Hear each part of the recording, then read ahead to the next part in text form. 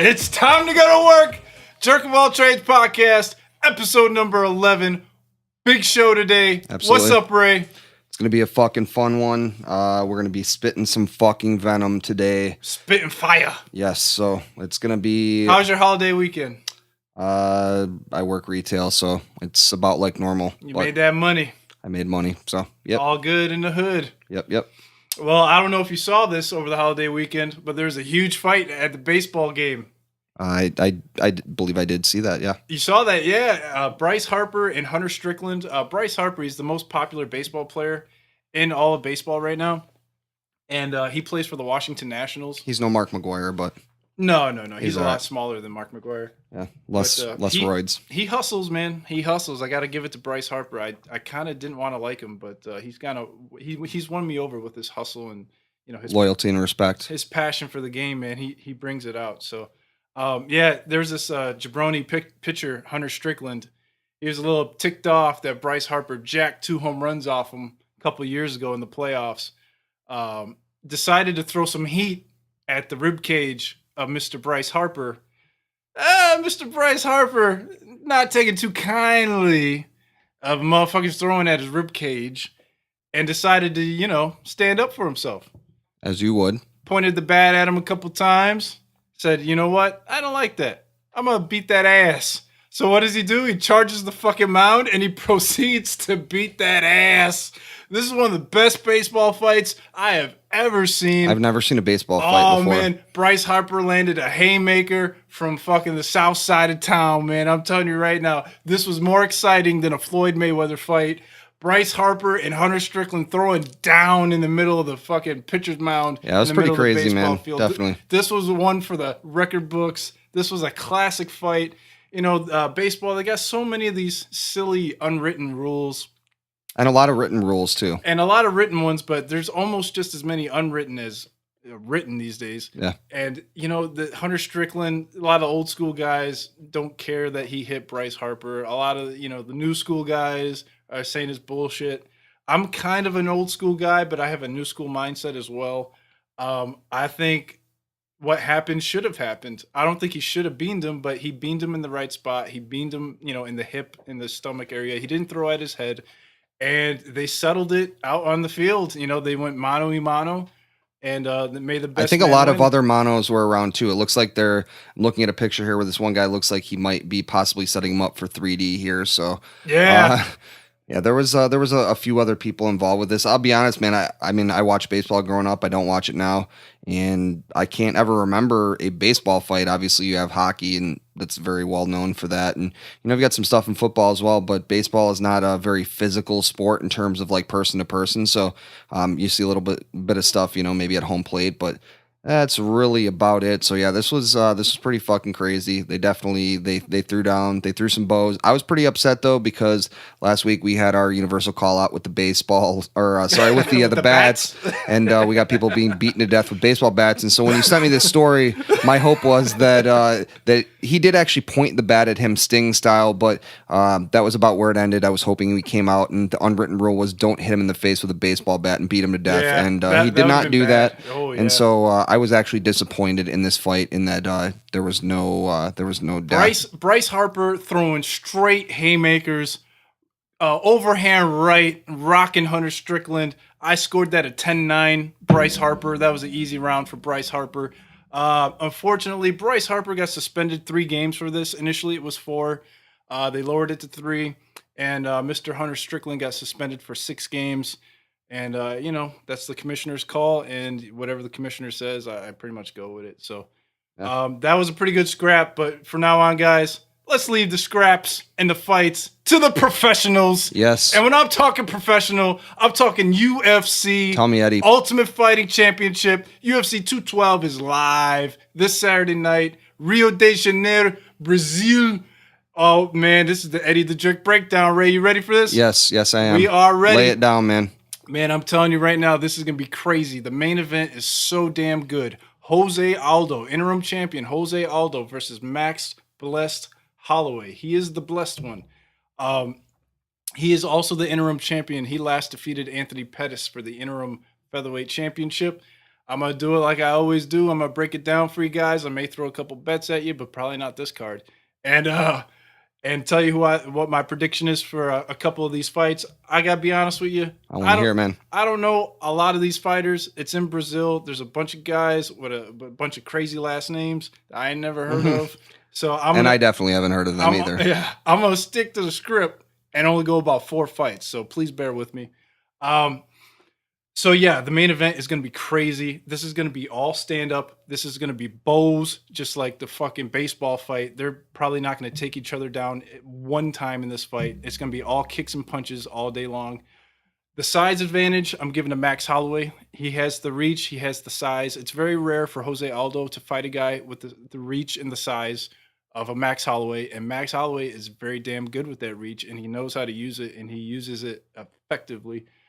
The grappling and the wrestling, I suppose I'll give it to Jose Aldo, even though it's been so damn long since he's used it. I don't remember like the last time I could say Jose Aldo actually wrestled with somebody. The striking is right down the middle. The leg kicks go to Jose Aldo. The straight right hands might go to Max Holloway. The jab. The body kicks, maybe Holloway. But the power will definitely go in striking to Jose Aldo. The stamina and athleticism. Stamina, I'm going Holloway all day. Jose Aldo tends to fade towards the later rounds, especially in championship fights. But the athleticism, the quickness and explosiveness definitely goes to Jose Aldo. The toughness and the chin. I'm going Max Holloway on this. He's a young cat. He's straight out of Hawaii. Them Hawaiians are tougher than a motherfucker. I'm giving that toughness to Max Holloway. Jose Aldo got knocked out by Conor McGregor not too long ago. And you never know, once these guys get cracked, they tend to fall a little bit easier as time goes on. So, to call it. I gotta call it, let me know. Because of the speed, because of the leg kicks, and because of the experience, and because it's in Brazil, I'm going Jose Aldo on a split decision. But Max Holloway is on the rise. He's been on the rise. He comes at you like a motherfucker. He's upped his game for like the last 5 or 6 fights. This can go either way. It could easily be Max Holloway on a split decision, but because it's in Brazil, and I don't know how Holloway's going to react to those leg kicks. And honestly, Jose Aldo is probably the best athlete that Max Holloway's ever faced too. Got to go Jose Aldo. Heard it here first. Heard it here first. Co-main event. Claudia Gadelha versus Karolina Kowalkiewicz. This is a strawweight match. Good job. I've been working on that all week. I wouldn't even have tried that. You know what I'm saying? So yeah, so Claudia Gadelha, her second to last fight was against Joanna. She performed pretty well, but she lost to Joanna. And then the Karolina, her last fight was against Joanna as well, and she lost to Joanna in 5-round decision. Pretty damn close fight. These women, they typically go to decisions in their fights. They don't have the punching power. So if you're going to go on a bet with this, I'd definitely take the over. The size, I'm going and reach, I'm going with Karolina. The grappling and the wrestling is Claudia Gadelha all day. I don't even think it's really that close, but you never know. The striking advantage is even. They're 50-50 on the striking. I would say Karolina has slightly better technique while Claudia has the better power. Stamina and athleticism, I'm going with Karolina, definitely on the stamina. Maybe the athleticism to Karolina as well. Toughness and the chin, I got to go with Karolina again. But this one's close. Like I said, the girls, they don't typically get rocked too hard. So Karolina is tougher than a motherfucker. And so is Claudia. But if I had to pick one, I'm going with Karolina on the chin and toughness. So my official prediction here, once again, it's in Brazil. It's probably going decision. And because of the wrestling and because it's so close on the feet, I got to go Claudia Gadelha. Unanimous decision, maybe split decision. Either way, it's going decision. Claudia Gadelha probably going up against your girl Joanna again. one of these days if she gets a W here. But Carolina, I'm telling you right now, if you had to bet it, I'd definitely bet Carolina. I hope I don't get forced to bet that because I'm definitely going to lose. Yeah, the $20 one. Eddie the Jerk did pretty good 4 out of 5 last time. 4 out of 5. I'm killing the game right now. Yeah. Technically, I got one of those and a no decision, but Eddie Alvarez, if that was a fight to the death, Eddie Alvarez is winning that fight. So I gave it to him. I think there needs to be more. I gave myself that one. There needs to be more fights to the death in UFC. I would be more apt to watch UFC if somebody got fed to the fucking lions. So that's pretty crazy.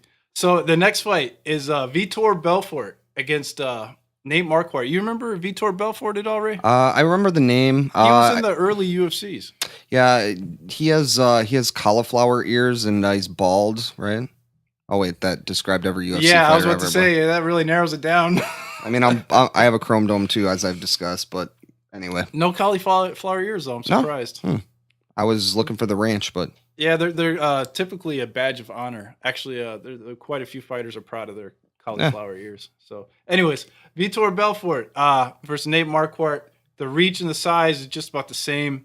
The grappling and the wrestling is going to Marquardt, even though the jiu-jitsu definitely goes to Vitor. Striking, I'm giving to Vitor. Stamina and athleticism, this is easy. Stamina goes to Marquardt. The athleticism probably goes to Vitor for at least one round. Toughness in the chin, it's pretty close. I'll give it to Marquardt because, both of these guys have been fighting for double-digit years. These guys have been fighting and fighting and fighting for a long time. So either one of these guys get cracked, they might fall. My official prediction for this fight, Vitor Belfort, probably first round knockout because, Vitor in Brazil, man, he gets it done in Brazil. And Nate Marquardt, man, he's susceptible to be getting hit, and he gets hit quite a lot. And if Vitor hits you, you're going to fall. And Vitor, he's got the speed in his hand still, and he goes for it, man. So, and it's in Brazil, like I said, going Vitor Belfort first round knockout. Any issues with that, Ray? No.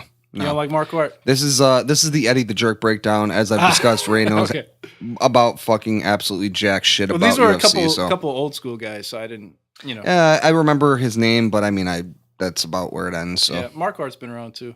All right, so the last fight on my Eddie the Jerk breakdown, Eric Silva. This is a fight I'm super looking forward to. Eric Silva versus Yancy Medeiros. This is such an interesting fight because Eric Silva is just like Vitor Belfort in that in the first round, he is unstoppable. He is just one of the best fighters in the world for the first 5 minutes.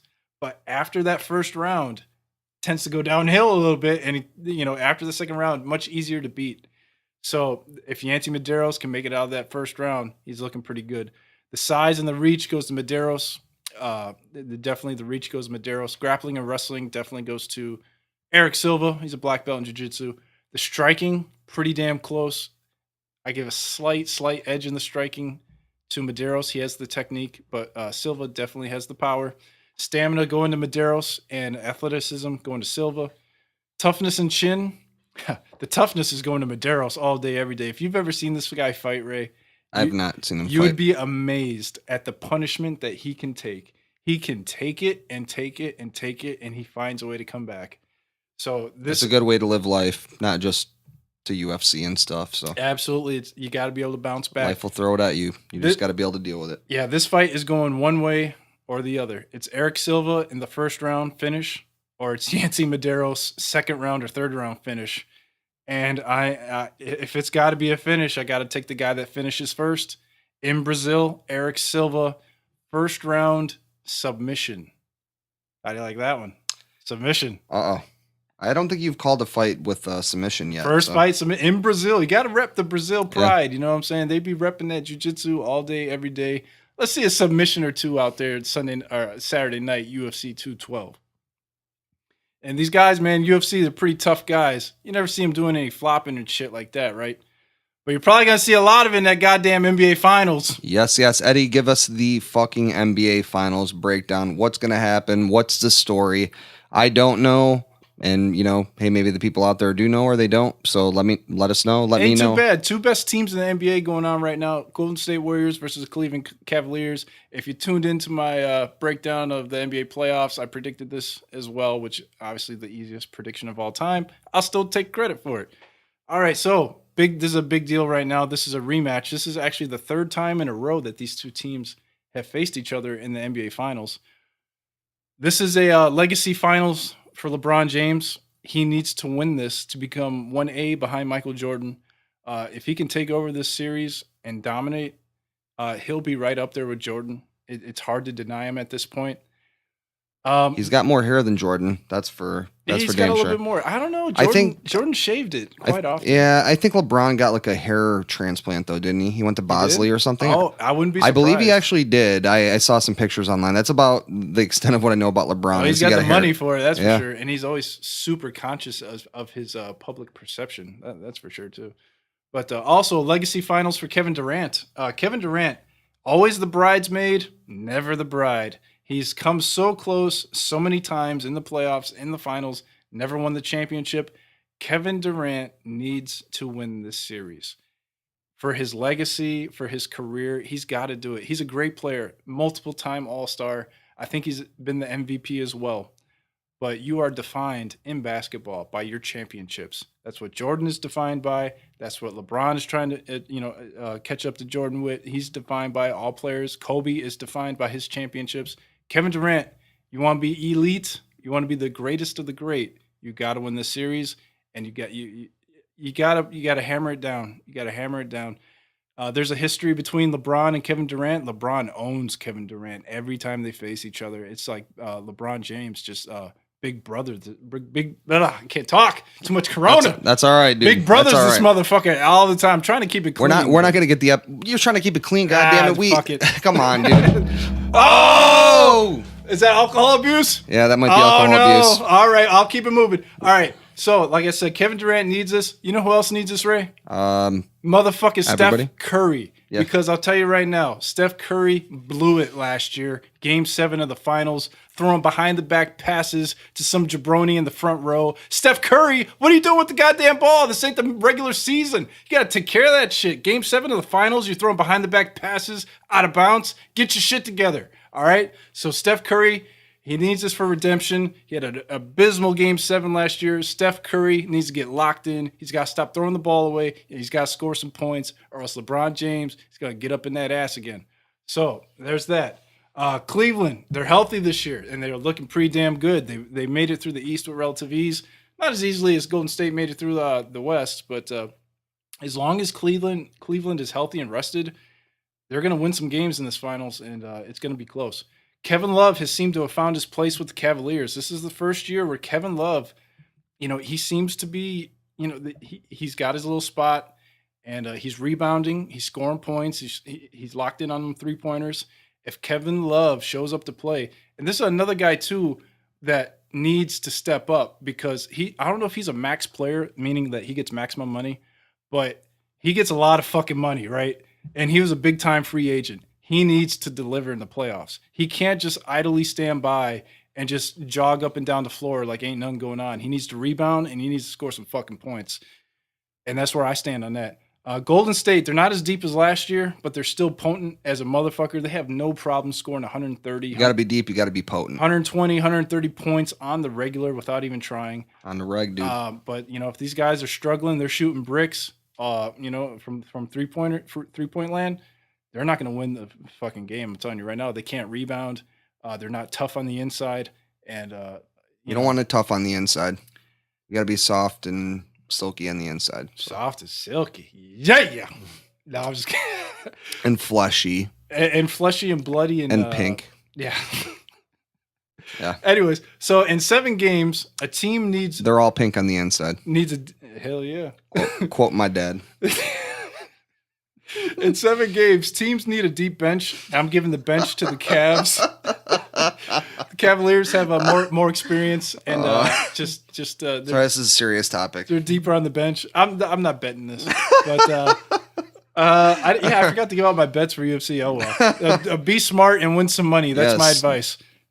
You heard it here first. The official prediction for the NBA is NBA Finals is Golden State in 7 games. I'm sticking what I called before, unless the Cavaliers get tired and wear out sooner. LeBron is prone to being a big baby sometimes. If things aren't going his way, he'll just kind of drift away and quit playing. But man, if he does that like he did in Miami again, it's going to be kind of they're gonna hate on him a lot. So, I don't know. Anyways, but here's another caveat that goes with it. If it does go 7 games, you can't count LeBron James out. There's always a chance LeBron takes it to the next level and asserts his dominance like he did last year in Game 7. He's still the best player in the world, and we've seen Curry and Durant choke already in the playoffs before. They could choke again. LeBron could bring it. He's still the best, and he might just show it. Still got Golden State in 7 games, but let's see what happens. All right, you fucking heard it here first. Boom, like a fucking bomb dropped in your ear. Eddie the Jerk laying down some fucking knowledge for all of you. You got guys. A middle finger for me, Ray? And so with that being said, let's throw out the goddamn middle fucking finger of the week. And as I said, we're going to spit some fucking venom today. Ray the Jerk is in a particularly venomous fucking mindset right now. And so let's talk about this motherfucker. His name is Chris Cuzlow. Fuck this guy. Guzlow, I believe, actually. And I believe he might actually guzzle something. So Chris Cum Guzzler. So this guy's a 36-year-old fucking dude. And he would often drive around Denver, and he would do so on, I don't know, what do you think, like a motorcycle, or maybe in like his vehicle, or maybe even a bicycle? No, wrong. This guy's on a fucking scooter, dude. You're 36 fucking years old, dude, and you're riding around on a fucking Razor scooter. What the fuck are you doing, dude? You're on a goddamn Razor scooter. So that's your first fucking misstep, right? And so misstep number fucking 2 is, you've got a fucking glove that's got 2 to 3 inch fucking blades on it. You're trying to be Freddy fucking Krueger. And you know what? I'm a horror fan through and through, but guess what, bro? You're not fucking Freddy Krueger. Hell no. You're some fucking weird fucking goth kid who never grew up. And that's really saying something coming from me, because I'm 33 and I never really grew up either, and I love metal and shit, but god damn it, I don't walk around in fucking gloves with goddamn little razor blades on him. So yeah, no shit. So anyway, aside from that, he would also sport what was described as a demonic clown makeup. So I know I've talked a little bit about some of the weird shit I'm into, so I'm not gonna hit him too hard on that. Whatever, be an individual, but don't fucking if you're in your 30s, you instantly have to get rid of your scooter. That's like the first fucking thing that has to happen when you turn 30. That's probably why he's killing people. He's mad that he's riding around this seriously, what the fuck is he doing? Painting his face so people don't recognize him. So it gets fucking worse, right? So apparently, according to police, recently he was arguing with a homeless man at a place called Torchy's Tacos. This guy's name was Brian Lucero. He was 29 years old, and apparently Brian Lucero, the homeless man, threatened him and tried to take his fucking scooter. And that's like a hot button issue for him, because his scooter is his only friend. His fucking parents have been trying to take his scooter for like years, and he's just never letting it happen. So, and he also told him to get out of my alley. So apparently this guy has like some sort of fucking mortgage on this goddamn alley or something. Yeah. And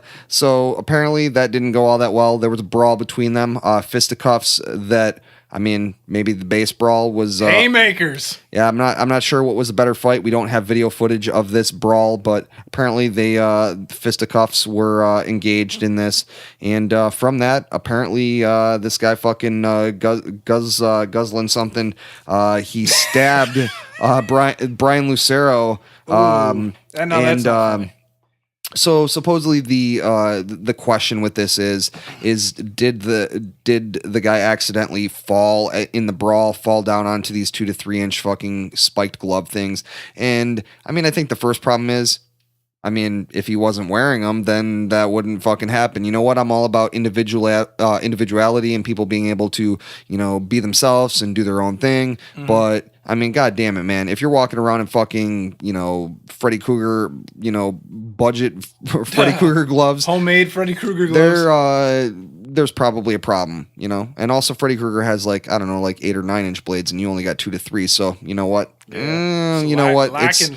It's I know it's not always about the size, it's about how you use it, but yeah, I mean, when you're in the 2 to 3 range, that's a little bit of a problem. So I believe you have the micro penis equivalent of Freddy Krueger gloves, but so anyway, he was arrested for this, so he is currently in jail, and apparently he was a weird dude. He was lonely, he was quiet, he was, quote, real strange, and those are all things that at some point could have probably described me as well, but I didn't go around fucking picking fights with goddamn homeless guys in alleys. So making your own homemade penis or Freddy gloves, micro penis gloves.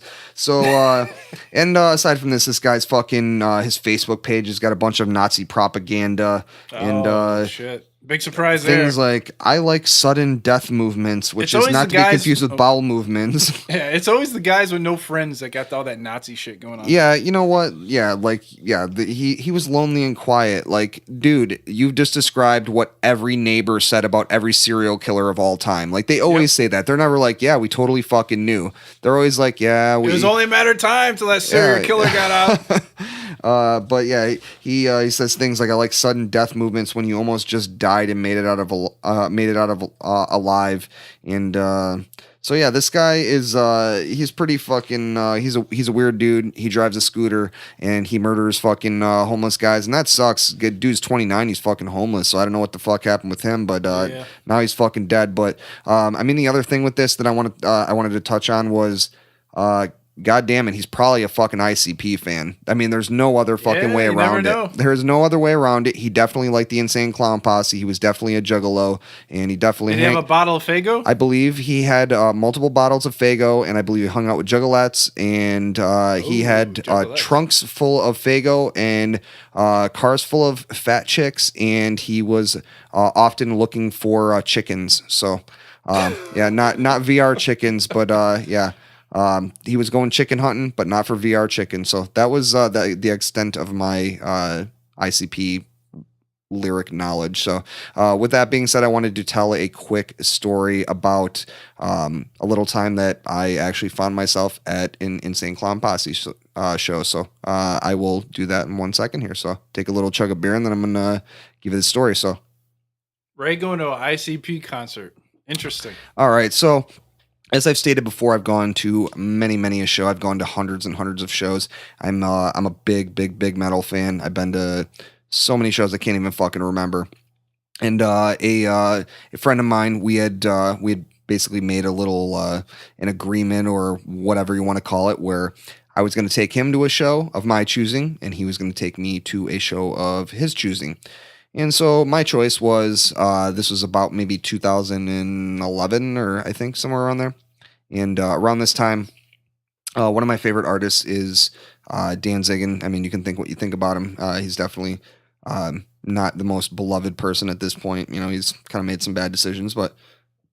Really? But anyway, in 2011, he did what was a early version of what was to become the Misfits reunion that happened at Riot Fest last year, which was a huge deal, which I was at as well. But he had hooked up with Doyle von Frankenstein, who was in the original Misfits, at least for a while, guitar player, and they were doing a Misfits set at Danzig shows. It was called Danzig Legacy. And so I took him to that, and it was in Chicago, and he fucking loved it. Huge fan. I mean, it was amazing. The fucking Misfits fucking banner dropping and like the crowd just going fucking wild. Them breaking into all the original Misfits songs. It was a really good time. And so anyway, that's not the funny part. So anyway, I then his choice, of course, had to be, because he's a huge juggalo, or he was a huge juggalo. His choice was for me to see the Insane Clown Posse, and I'd never seen them before. At one point, Eddie and I had gone to see a JCW Juggalo Champion Shit Wrestling dancing event, which I actually had completely actually forgotten until Eddie actually told me that earlier today. So I'm not really sure why I forgot. I was trying to remember if that was in my drug phase or not, or if I just blocked it out of my mind because it was so terrible. But so anyway, I went to go see the Insane Clown Posse with him, and we went to a place in Milwaukee called The Rave. And so we went there, and as I often do at shows, I'm doing some drinking, and so I'm up at the bar, I'm trying to get a drink, and it's definitely a different crowd than I'm used to at normal metal shows, but they're pretty cool, they're pretty nice, whatever. And so I go up and I get a drink, and there is a pregnant girl that is over at the bar, and of course she's drinking. And she's got a Hatchet Man tattoo on her starting to becoming sagging stretch mark laden breast, and so at this point, it's like a week old breast that's been sitting in the kitchen and you don't want to touch. I don't think don't eat that motherfucker. I think it's more than a week old, but so from this point she decides that we're talking a little bit, me and my buddy, to her, and she decides that she's going to offer us some pot, and we ask, where do you have it? And she reaches into her, I think she had just a tank top on at this point, and she's also quite pregnant. And oh, geez, she actually had a Hatchet Man bowl that she actually had under her disgusting, probably very sweaty, disgusting juggalette titty. So she pulled that out like right in front of the fucking bartender, and that was pretty fucking vile. So that was the first thing, and so then the show starts, and whatever. There's a bunch of bands that are there with ICP, and they perform, and Ray sits in the background for the most part, and tries to not interact with much of what's going on, and just does some drinking or whatever. And so then when the ICP comes out, they do their whole set, and their big thing is they have lots of Faygo, which is I'm sure a lot of people know what it is, but it's like a fucking budget soda in the Midwest here, and so that's like one of their big things. And so they have like literally they were getting full entire pallets of these 2 liters that were brought out on the stage, and they were just like shaking them up and just like launching them into the crowd.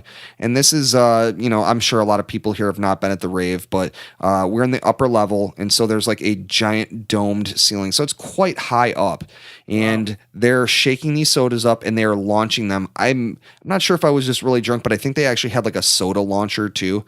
And so anyway, they're launching these things in the crowd through the whole fucking set, which probably was, I don't know, like maybe 24 straight hours. I don't think that's true, but it felt like it.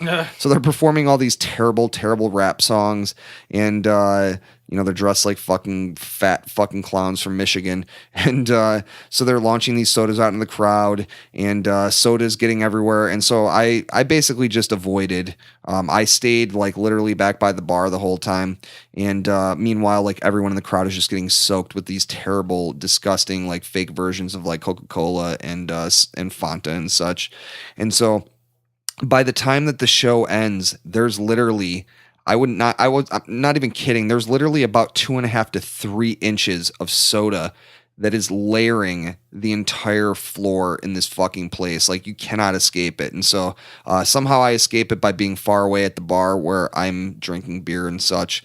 And so anyway, then my buddy comes out, and he's just soaked to the fucking bone. He literally had to take his shirt off and wring it out in like disgusting Diet Cola. Faygo is coming out of his t-shirt, and I'm like probably the only person that's walking out of this place that's like, I look fucking pristine, besides the fact that I'm shit-faced. And so I don't have a drop of fucking soda on me. So as we're leaving, I'm getting basically chastised by the entire Juggalo army about why I don't have not a single drop of Faygo soda on me. And I am not scared to tell them that I am not an ICP fan, and that I basically just came with my friend and I'm hanging out in the background. Yes. Of course you did. Of course I did, because that's what I fucking do. I don't fucking pull no goddamn punches. So anyway, so I went to this ICP show, and my buddy got soaked in fucking soda, and I was the only motherfucker that didn't get not a single drop of soda on me, and I felt fucking great leaving out of that place, but I really didn't, because I had all this shitty music in my head and I had to purge it out. So there there it is, the time that I went and saw the Insane Clown Posse with my friend, and I didn't like not a single fucking moment of it, and I hated every bit of it, and so there it is. And with that being said, let's fucking go to break. We're going to come back, and we got a lot of fucking fun topics. We're going to talk about Kathy Griffin. We're going to talk about our universal call out from last week. Yeah. We're going to talk about tech billionaires and the red pill or the blue pill, and a whole hell of a lot more. So stay tuned. We'll see you on the flip side, guys. So.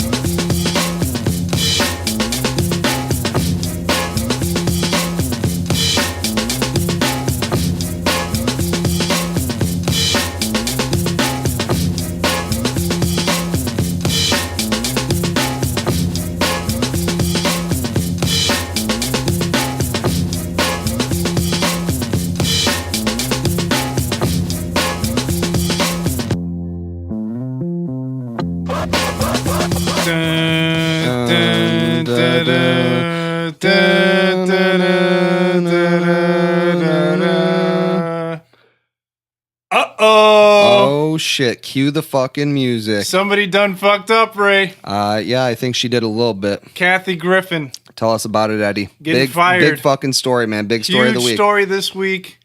Getting fired from CNN. You're fired. I completely forgot about Kathy Griffin.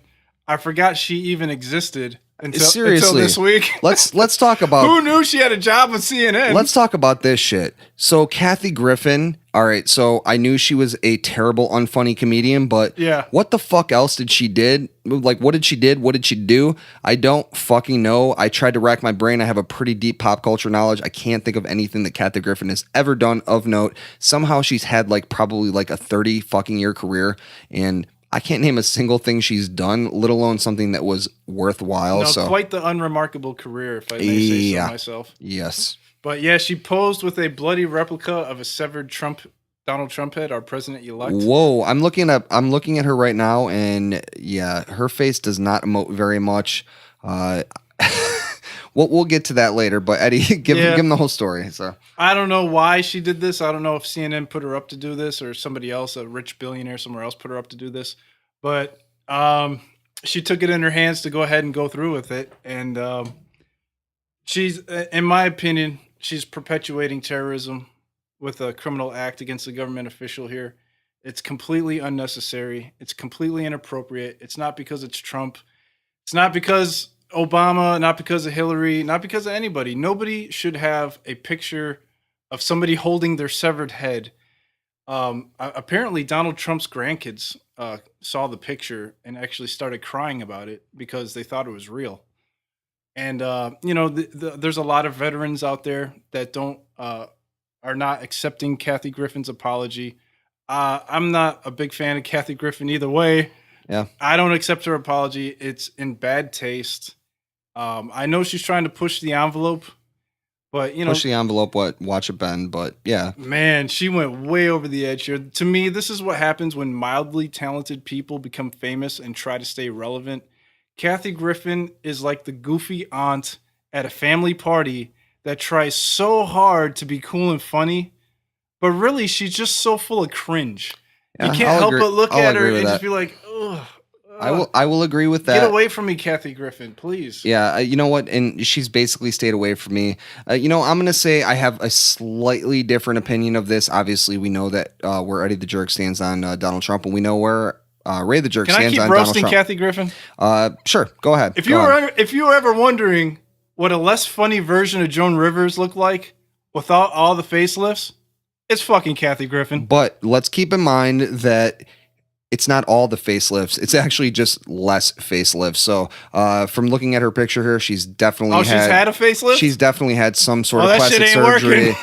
It's not working out all that well for her. God damn it, get a refund. Yeah, you definitely need to, definitely need to bring your receipt in and try to get a refund on that shit. But I will say that, I do believe, hey, this is political satire, and maybe it's taken a bit too far. But you're the president of the United States, and Obama and every president ever has had people giving some sort of political comedy that maybe was a little off the cuff or a little too far. Maybe this was a bit much, but I think in the end it's free speech. But I think she should be. I think she should be able. It was freedom of expression. All right, so freedom of expression, but she should be able to do it. But at the same time, CNN should have the freedom to be able to fire her too. Absolutely. And I don't completely disagree with that. And not just because of this, just because why the fuck does Kathy Griffin work for CNN?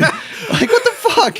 What the fuck? I don't understand it. So yeah. I don't know if I'm more appalled at the picture or the fact that she was even employed in the first place. I'm definitely more appalled by the fact that she was just employed in general. So it's not so much about the picture, because I'm not really offended by it. But it's more the fact that why the fuck does Kathy Griffin still have any sort of job for any major news network, let alone like on a comedy network, because she definitely ain't goddamn funny, and she's never been funny.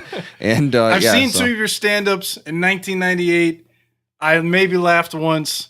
Maybe if you're a little bit funnier, you could get away with this shit. But you're not that. You're funny. Definitely not that creative or funny. So sorry. Bye, Kathy Griffin. See you later. You can't sit with us. And from the bottom of our hearts here, the Jerk of All Trades. Fuck you. Yeah. So. I don't really have much of a transition after that. No, that's all we have to say. So with that, we've had a lot of vitriol and a lot of venom being spit this week. As I stated, normally I'm the clear head on the show. I think Eddie might agree with that. I don't know. Do you agree with that, Eddie? It depends on the episode. Yeah, but it tends to vary every episode. But this week not so much. But earlier, I worked on getting a clear head, and Eddie worked on getting a clear head. I try to get any head I can. I don't know about you. You know what? You took the blowjob joke I was going for, so it's okay. It's okay. I'm not that all I thought you were serving me up. Yeah. I was like Bryce Harper. I had to swing at that. That's all right. That's all right. Like all the people that got beaten by fucking baseball bats last week. So. But so let's talk about. So last week we did the universal call out, and we had the baseball bat thing where we called bats, and then we had people being beaten to death by baseball bats, and little kids with fucking autism maybe in leg braces and shit, and I don't know. He had polio possibly. I don't even think polio exists anymore, but he was fucked up and he got hit in the face with a baseball bat. So we called out for the universe to stop being so goddamn vicious to all the people of the world, and so we picked our topics, and our topic was Buddhism. Which was perfect. The complete antithesis. This is right up Ray's alley. Right. This was completely opposite to what we, the violence that we had, because, Buddhism is nonviolence. And so we had Buddhism. And so let's fucking talk about that. And let's talk about what came of that. So Eddie, you want to hit him a little bit? We got a couple stories this week about Buddhism. It's one of the world's most major religions. It has a rich history of philosophy, psychology, and metaphysics. And interesting enough, the Dalai Lama says that the brain comes from consciousness. Yes. So absolutely. It's what consciousness delivers to the brain. Yeah, what makes you human. Yeah, absolutely. So the world is very mathematical, and if you break it down to that level, like you're basically the experience that you are having right now is this mathematical information that your brain is processing and then projecting back out, and you are basically creating this image of the world. And so Buddhism is very rooted. Obviously, there's a lot of tenets of Buddhism, but one of those things is that your mind creates the reality that you are experiencing, and that via a bunch of different methods, one of which being sitting meditation. And mindfulness, you can basically start to kind of control that, and you can kind of morph that and change that, and basically change your reality. And so that's one of the major things of Buddhism. And so we had a couple fun Buddhism stories that came up this week, but there's another portion of this that came of it. So I'll let Eddie hit his story that he found that kind of connected with him, and then I'll tell my story. It wasn't much of a story. It's just a background on Buddhism. about silencing your mind monkey. And But it was about entrepreneurs who are oh basically yeah. utilizing Meditation. meditation and mindfulness to basically be able to deal with a lot of the anxieties and the stresses that come from trying to do something. The everyday grind of being an entrepreneur. Right. You're trying to do a lot of things, and you're trying to grow whatever business or whatever thing that you're trying to do, which we're doing here too. And obviously, there's a lot of stresses and anxieties and such with that, and apprehensions. And so you can basically use mindfulness to kind of see what's going on in your brain, and you can kind of control that a bit more and be able to deal with those things better. And so I think you can do that as an entrepreneur, but you can do that really as anyone. Yeah, even without being an entrepreneur, practicing quiet meditation. Yes. 15 minutes a day if you got it, every day, to sit in a dark, quiet room and just clear your mind. Clear your mind, embrace the quiet, embrace, so few people do it. Yeah. So few people do it. And you will come out refreshed, feeling good. Me and Ray actually meditated today. Yes, which we will definitely be hitting we'll hit and that talking later, about that. Coming out of it, I felt like I'd just taken a nap. Yeah. Even though I was awake the whole time, obviously, but it felt good, and I felt refreshed. Yeah, that's one of the big things with meditation for me, is that so you have your everyday waking reality and what you experience every day. And even if you don't fully realize it, and I think a lot of people do, but I mean, it's very mentally taxing. You constantly have this stimuli that's like coming at you from all directions. And you have, the way that your brain, like I talked about, the way your brain processes this information. And so you have all of these things that you are consciously. You got a job, you got your wife, you got your kids, you got bills, you got this, whatever you traffic, just everything. Right, it wears down on you, but you have those things that you are aware that you are like, basically all these things are happening around you, and you choose what to dial in on. And there are still all of these other things that make it into your subconscious mind, and you don't realize that. And so your brain, your body, your spirit, your soul really gets weighed down by all of that stuff. And so basically what meditation does is it really, like, as you're not sleeping, you're not awake fully. I mean, you are, but it's this weird bridge world between those two realities. And so, I get a little bit into the dream stuff, and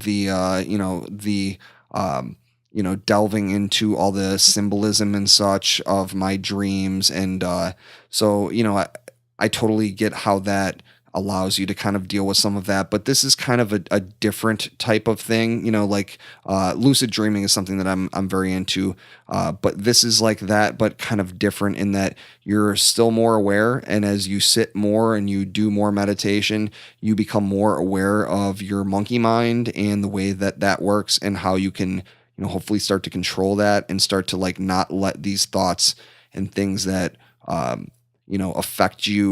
affect you as much. And so the more that you do it, the more aware of the world and the way that it works, and the more you can appreciate the good things in the world, or at least that's the way that I look at it. So sure. Yeah. And I read a quote here that says, for Buddhism, people are disturbed not by events, but by the view they take of them. 100%. So it's not what's happening to you. It's how your perception. How you perceive it happening. Absolutely. So the human mind is a very, very funny thing, and it chooses to, have a certain experience and remember things in a certain way. And if you went back and you actually saw the way that it actually played out, you would see that it's not quite what you remember it being. It's like the way that, you may think that people think a certain way of you, and they have a certain perception of you, and, you become very anxiety ridden about that.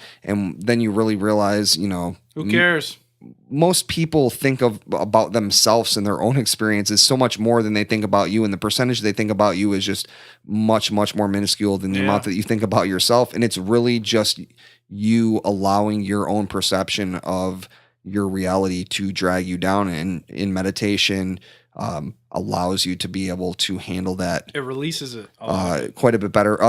So I wanted to talk about this story that I had was, there is basically in, I believe is this in Thailand? I think this is in Thailand, but there is, it's in Thailand.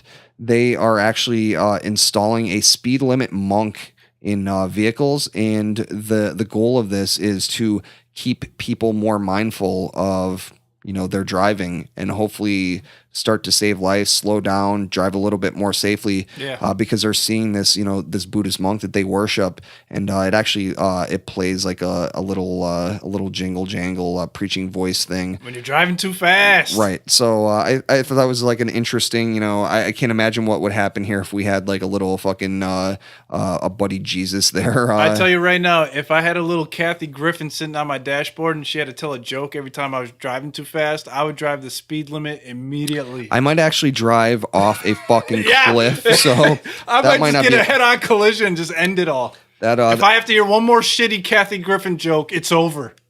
Yeah. So as we said, as I've stated on the podcast before, and so I've been into this type of stuff for quite a number of years, and I have meditated probably thousands and thousands of hours by this point, and so it's definitely not a new experience for me. Eddie, I think can you confirm? Have you had I know we did the flow tank. What kind of experience do you have with meditation aside from that? I've tried to meditate a couple years ago, and I'm just not very good at it. My monkey mind is all over the place, kind of similar to when I was in the float tank early on, how my mind was just in constant motion. I couldn't control it. I couldn't get it to quiet down. Today, actually, I was able to get it to quiet down quite a bit, more so than I don't know if it's because of the blindfold and the earplugs. I got you in the right mindset, and I definitely guided you a bit. So instead of I think it might have been the pillow. yeah, it helps for sure. It helped me a lot. I think that so we actually did not do mindfulness. So I started on basically a form of transcendental meditation. I find that having a mantra is a good intro rather than like watching the breath, or like I've done like loving kindness meditation. I've done a lot of different types of meditation, Vipassana, but I find that mantra-based meditation it really gives you like a core thing to go back to, and so I gave Eddie a mantra to go back to, and so I'm sure that definitely helped. Oh yeah. And I think too that the fact that like no matter what, so when I meditate, I mean even after thousands of hours, when I meditate, a lot of times I'm like, I think of all these reasons why I need to stop meditating, and I need to like get this done, or I need to get that done, or whatever it might be. And so when you're really like forced to like, you have got to do it. Like there was no way that I was not going to sit there for 30 minutes because I had to sit there for 30 minutes. Eddie was doing it and it was going to be part of the podcast. So I had to do it. And so when you're really like, you have no other choice and you break past, that level where your mind is just a fucking mess, and you start to get to those good levels and you come out of it and you just feel so much better. And yeah, I'm gonna try to go 5 minutes a day, baby steps, five minutes a day, every day, just to see if I can get there. Make a practice of it. That's a big thing of it too. Is even obviously the meditation itself is helpful, but just having like a ritual and a thing that you're doing that you're focusing on is really, really important. And whatever it might be, it definitely is helpful. And so, what kind of experiences can you tell them about? And then I'll tell them a little bit about my experience from today. Oh, from today? Yes. I just had overall good feelings after. Nothing too much during. It was just me repeating the mantra and pretty much thinking about how awesome our podcast was going to be today. But after it was all over with, I felt good, man. I felt good. It felt like I had taken a nap, even though like I was wide awake the whole time. It really eased my mind, calmed my mind, got me in the right place actually for the podcast, to be honest with you. And when I came up out of that, it was hard to stand up. Coming out of there, I was in half lotus. Half lotus. I was in half lotus. My ankle was killing me after the 30 minutes, so I'm going to dial it down a little bit if I do it at home.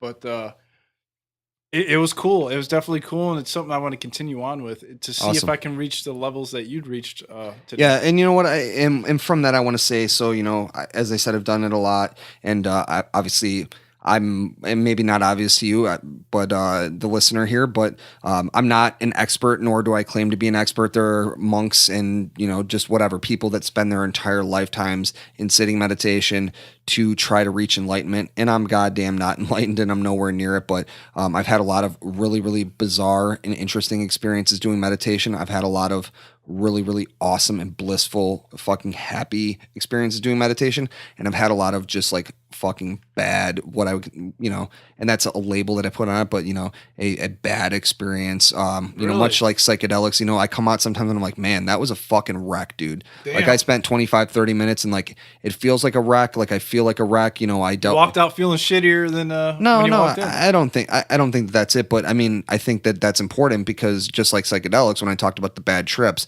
it's that same type of thing where, it's not a bad meditation if you just do it. That's the big thing that I always tell people when I talk about meditation is that, they're like, oh, I'm not a good meditator or, whatever. And it's like, dude, if you are meditating, you are doing well. Like it's all about the practice itself. And if you're placing some sort of expectations on it, then you're actually kind of missing the point of meditation. But anyway, like I said, I've had some really, really bizarre experiences. So I thought I would talk a little bit about my experience today. So we did 30 minutes. Normally what I do is about 20 to 25 minutes. And beyond that is honestly, it starts to get a bit tough. 25 minutes I found is a pretty good sweet spot for me. But anyway, we did 30 today. And so things have been kind of crazy in my life right now. And I meditated. It was actually a different place than I normally meditate. I have in our podcast room here, I have a whole little kind of ritual meditation table with a bunch of accoutrements and stuff and things that really inspire me, that get me in the right place of mind or the right frame of mind to meditate, incense, all that kind of stuff. I got a Buddha statue, Kali, I've got a bunch of stuff on there.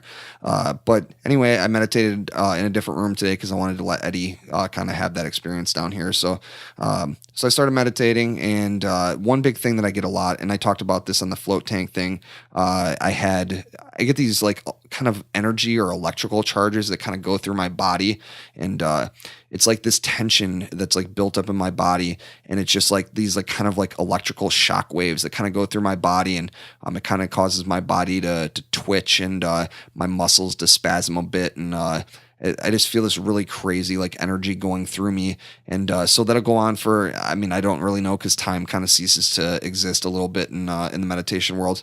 And so they go on for, whatever. And then eventually they like subside, and I kind of start to like feel like I'm going into the next level, I guess would be the best way to describe it. And I feel like more calm or whatever. And hopefully like my thoughts subside a little bit more. And, I keep going back to my mantra, and all these thoughts are going through my head, and maybe like I find myself chasing them a bit, and eventually they just like, I kind of see that, and I kind of like gently go back to my mantra, and eventually they go away, and it's like the next thing. And it really makes you aware of like what's going on in your brain every day that you just don't realize.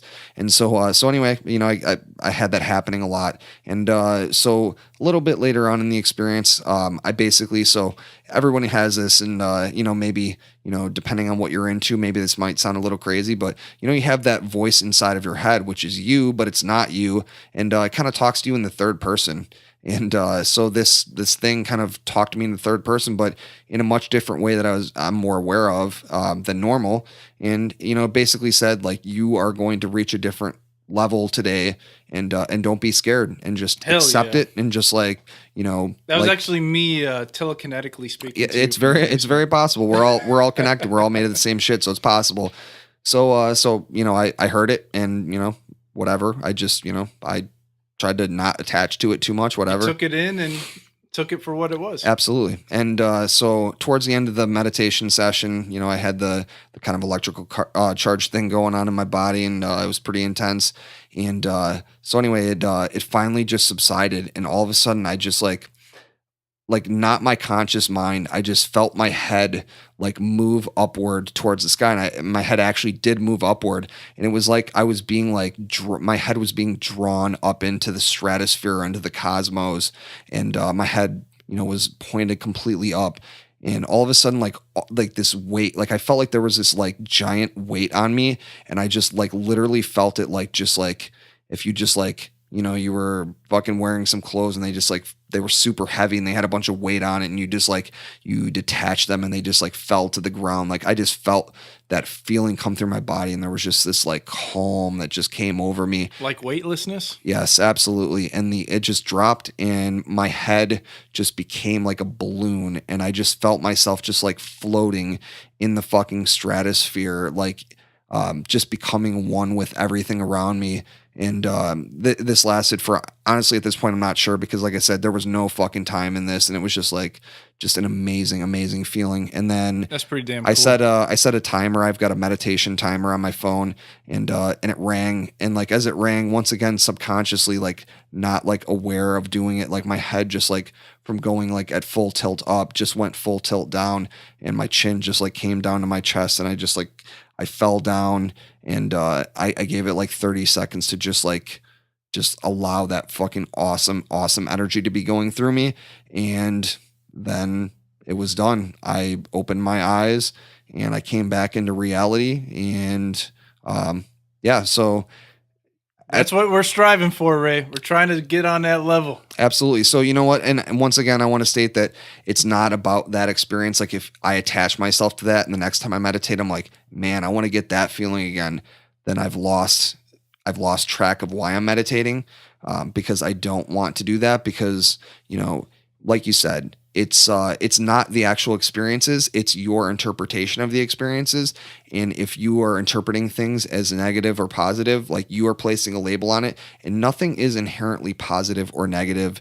And so you just need to, step off that a little bit. And so. Absolutely. Good times. Yes, new experiences here on the Jerk of All Trades podcast. You learn something new every week.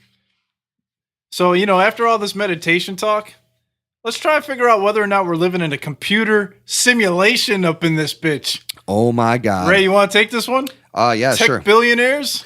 Yes. Shit's about to get crazy. I'm telling you right now. Yeah, this is absolutely fucking bananas. So apparently there's a couple of billionaires in Silicon Valley. I'll just kind of read this quote. Many people in Silicon Valley have become obsessed with this simulation hypothesis, the argument that what we experience as reality is in fact fabricated in a computer. Two tech billionaires have gone so far as to secretly engage scientists to work on breaking us out of the simulation. So these fucking billionaires are hiring scientists to figure out if this is all a work. Right. Is goddamn life a work? And I think the more drugs you take and the more meditation you do, you start to realize that it is more of a work. Yeah. And so I can't say I'm probably as blown away as others might be with this.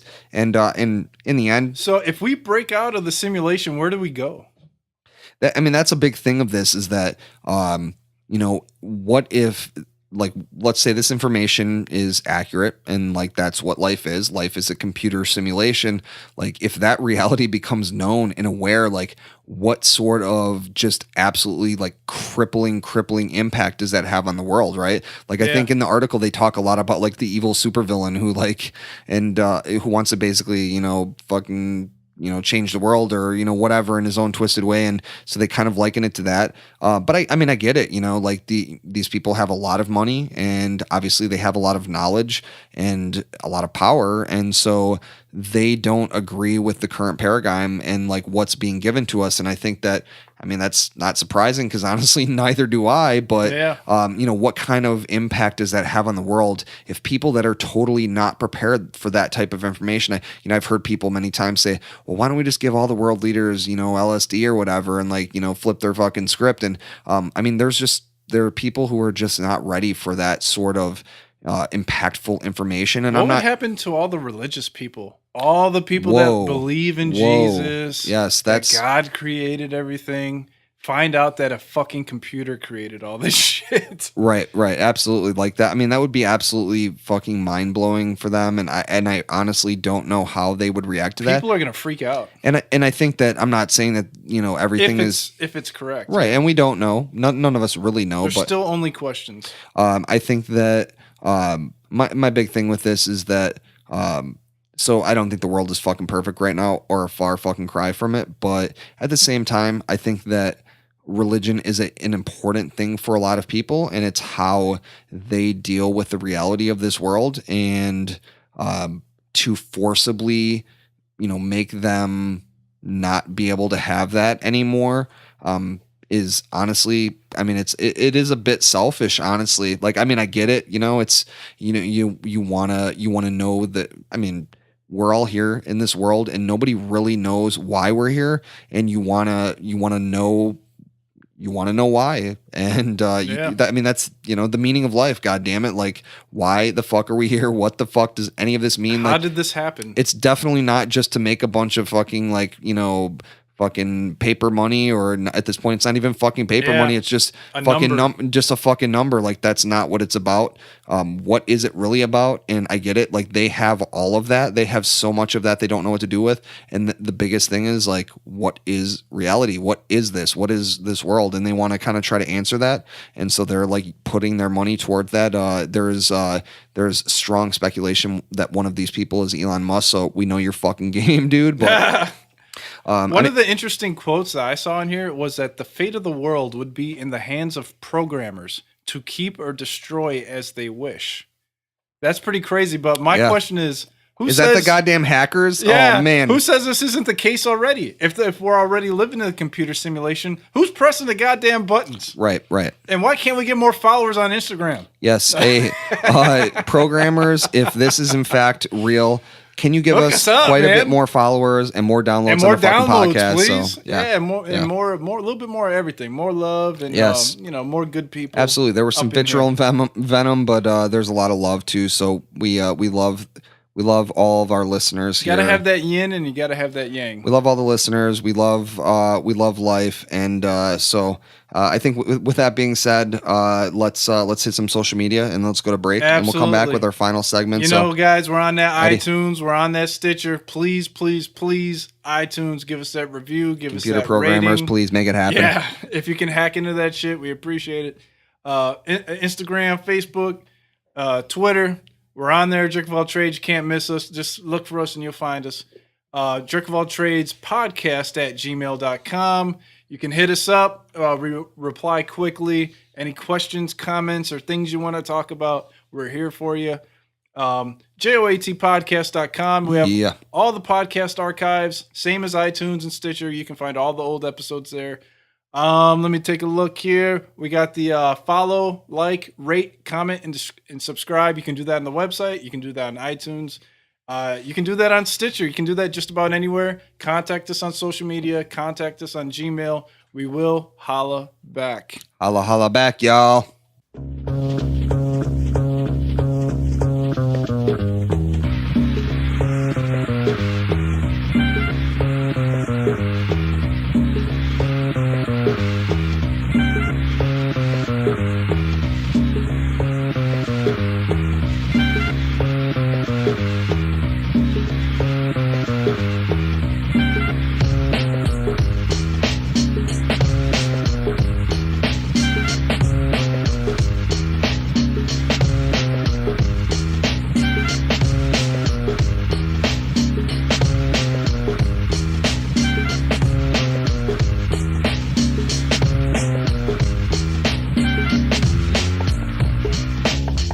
Jerk of All Trades Podcast. Episode 11. 11. 11. We love you guys. Thanks for sticking with us. And, final segment. Final segment of the day. I had a vegetarian entree today. Yes, you did. For dinner tonight. I believe I joked that it was the first time that Eddie has ever had a meal in which another living being did not have to die for. It just might have been. And I fucking loved it. Yeah, Eddie actually really liked it. So it's fucking delicious. I've dropped that I am a vegetarian, and I don't say that to be a hipster. It's just it's not something I've done for a super long time. I wanted to do it for a long time, and I've been doing it for probably about 6 months now.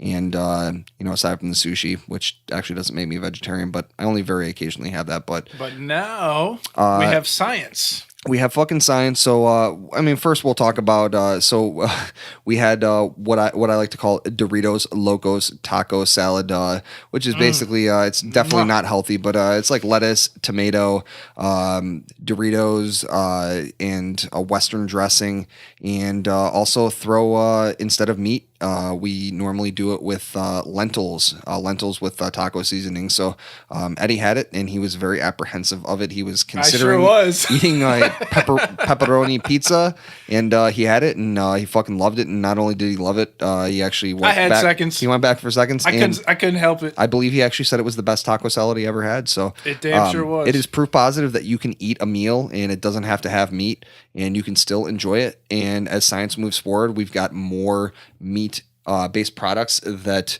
are not meat and they taste like meat. And so let's fucking talk about the new fucking it's the veggie burgers. You know what? They're definitely, I've had many burger in my life. There's not a veggie burger out there. There's some black bean burgers that taste good, but they don't taste like burgers. There is a veggie burger out there that I actually have not tried yet.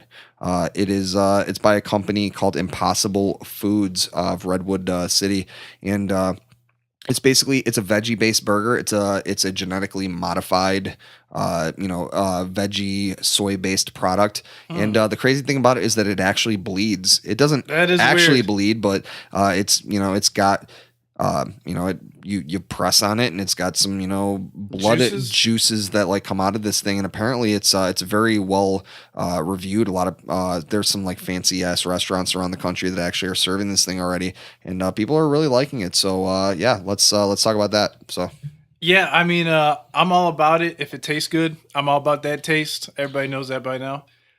People want greater oversight by the government. Make sure it doesn't get sick. Yeah. How does it metabolize in the body?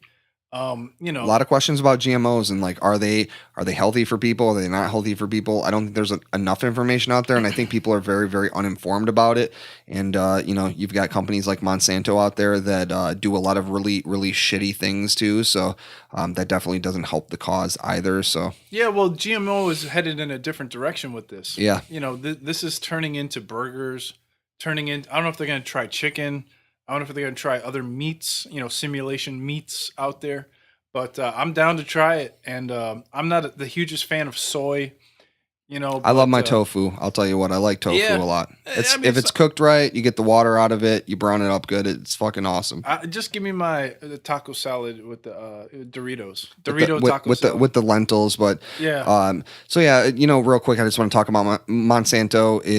There's a lot of issues with that company. I watched a whole documentary where they basically talk about how they basically patent a particular seed type, and they will put their fields next to other farmers, and there's going to be some crossbreeding going on, and then what happens is that ends up in the farmers whatever their fields are, and then they basically are like, hey, like we want some sort of scientific evidence that you are not using our patented stuff, and obviously it crossbreeds, and then they basically they put these fucking farmers out of business. So there's a lot of fucked up things that they do beyond that, but yeah, I don't agree with that either. Yeah. But I mean, I think in the end, there's still a lot of questions about genetically modified stuff. But I think here's the big thing is that there are people in the world that are starving right now, that are, not being fed, due to a large number of reasons. And I think that, GMO may be a good way to be able to feed more people in this world. There's a lot of information out there about the beef industry and how impactful that is in the world. Yeah, the cows got to be happy about this shit. Cows are being bred to be slaughtered, and there is a lot of global impact that they're having. Their fucking farts are like a big thing in the climate change game. Jeez. And there's going to be more of them now too. There's a very interesting documentary called Cowspiracy, and it really breaks down like the amount of energy and water and everything that is required to basically take care of cows so people can have meat. So like, what if we end up with meat products that are created in a lab, and we don't have to have any suffering of animals? We don't have to put VR headsets on the goddamn cows. Yeah. That hasn't happened cows. yet. We got VR chickens coming, but we don't have VR cows yet.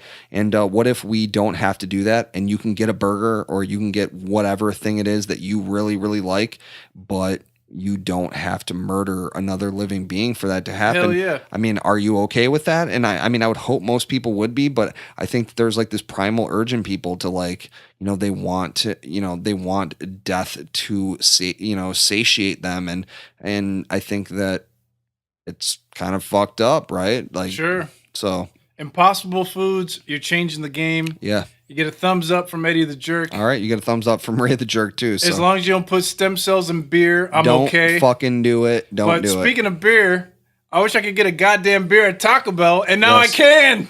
Yes, finally. Taco Bell has opened up 300 more Cantina-style restaurants, to which my bullet point says, hell yeah. Yeah. Obviously, there's not going to be a drive-through. You got to walk up in that bitch and, sit down and order like you would at a regular restaurant. They do have digital menu boards and tablet-style ordering. I believe the Float Milwaukee had tablet-style ordering as well. Yeah. Very, very modern, very, very new and nice looking. They're going to be serving up beer and mixed drinks. 300 locations are looking to create this deal. I'm sorry, yeah. And they already have some open now in Chicago, San Francisco. Yeah, some of the bigger cities. So so they're testing it out, and apparently it's working out for them. Yeah. Taco Bell has definitely been... because who hasn't gotten drunk, and then about 2:30, 3 in the morning, you're driving home, and you see that Taco Bell. You got to stop. Alcohol and Taco Bell is like peanut butter and jelly. Yeah. It can't be beat. It's the best. Yes. So, I mean, Taco Bell... What if you can get more alcohol?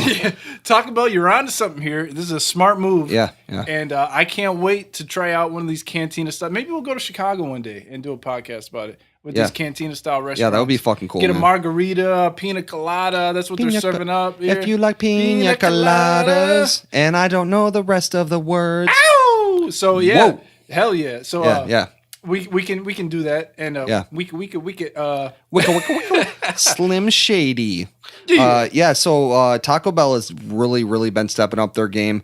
They have been one of the companies that's really done a lot of interesting stuff. We talked about Wendy's like getting fucking hardcore on their fucking social media. Taco Bell has been doing that. They've really been looking to change their image. If you look at a lot of their restaurants and stuff, they've updated them quite a bit. And I'll tell you what, as a person who's not eating meat, I don't have a lot of fast food options out there, and Taco Bell is one of them. They have multiple things that I can eat there that don't have meat in them, and it's delicious. And if you're a meat eater, they have a bunch of weird ass shit. Like they have fucking taco fucking shells that are made out of fried chicken, naked chicken chalupa, delicious. I fucking love it. Now they have fucking Doritos looking chip things that are actually fucking chicken nugget things. Yeah, I saw that.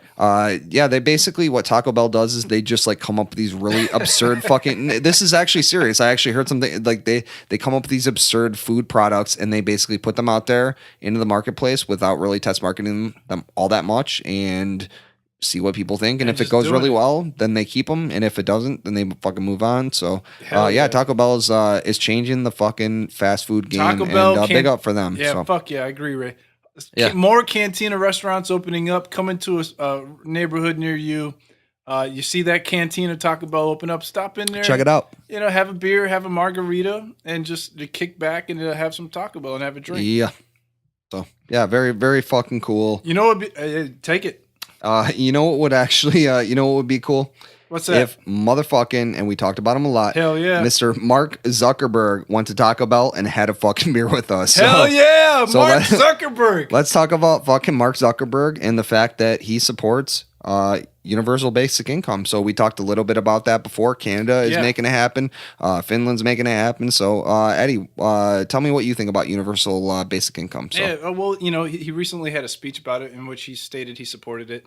It would alleviate the income inequality between the middle class, very much, which there's a great divide right now. Well, maybe not so much the upper class, but the uppercut, I think. But one of the funnier quotes I've seen on here is that it gives you financial security before the robots take away all of our jobs. And that's the uppercut thing right there. You're getting a motherfucking robot uppercut. I'm telling you right now, if I lose my job to a robot, it's getting that bus driver uppercut all Get day, ready, day. robots. God damn it. I don't care if you can beat me in chess. I don't care if you beat me in Go. I don't even know how to play it. Yeah, but I don't care if you try to give me a blowjob. You take my job, you're getting an uppercut. And that's just the way it is. Absolutely. They actually tried this in Finland, and they randomly select the country Finland. They randomly select citizens to receive $600 to $2,000 every month. So on a random selection in Finland, they're giving money away to their citizens. Not quite sure how that's working out yet. Canada, obviously, we talked about that. And on the other side of things, Switzerland actually voted down the referendum last year it down to provide basic income to citizens. So not everybody's a fan. Obviously, nothing. It says universal income on the name, but it's not going to be universally liked. Not quite yet. Not quite yet. So, it's a work in progress. They say experts are critical of Mark Zuckerberg, but you know what I say? Guess what? Experts were critical of Christopher Columbus too, and they told him the earth was flat. Look at us now, bitch! Mark Zuckerberg, do the damn thing. And don't listen to nobody. We are changing the game each and every week. We are hundreds of years later, and there are still goddamn flat earthers out there. There are people that still think the fucking earth is flat. There are susceptible, dumb, and they're more expert than we are. Dumb motherfuckers out there because they went online and they think they fucking know everything. And you know what? I fucking read a lot of information online, and it doesn't mean that I think that I'm a goddamn expert. I'm just a jerk of all trades, and I know a little bit about a lot of things, and Eddie knows a little bit about a lot of things. It's always when you're on the cusp of changing the game, people want to try to shoot you down. So I'll tell you what, I've talked about it before, and I love the idea of universal basic income. Mark Zuckerberg basically talks about the fact that this is basically going to alleviate people from doing these fucking grind fucking jobs, the hamster wheel fucking bullshit, and instead you can put that energy towards something more impactful, more positive, and do something bigger, better, and greater for the fucking world. Have a goddamn podcast called the Jerk of All Trades Podcast, but don't do that because that is our podcast. But seriously, I think it's fucking awesome, and I think that, goddamn it, I want more of my money instead of going towards fucking billion-dollar fucking fighter jets to go into other fucking lands and fucking take their shit that inevitably fucking fail. Let's fucking redistribute that money back to the fucking people of this fucking nation. Let's give them a fucking chance to live in this fucking world and not have to worry about the basic necessities. No one is saying let's make everyone a goddamn millionaire, but we have the Federal Reserve, so we could definitely do that. But let's take some of that fucking stress and anxiety off of people, fix a lot of things, including fucking mental health issues, and just give people a chance to live and not be constantly stressed. How the fuck are they going to feed their families? How are they going to keep a roof over their head? Let's take that off their plates, and let's allow good people to have some fucking free time to be able to make the world a better place. And Mark Zuckerberg, you know what? We've had our issues before with Facebook. We've had our issues with you, but you know what? With this being said, I love it, and I love you for supporting it. And God damn it, you're good in my book. So. You never know when Google buys out Facebook in the next 15 years, and they appoint Mark Zuckerberg the president of Google government. Let's get ready. Maybe they will approve of this universal income for all the citizens of Google government. There are some experts out there that are talking about within 50 years, we're going to have 2 AI basically powerhouses that are going to be kind of ruling the world.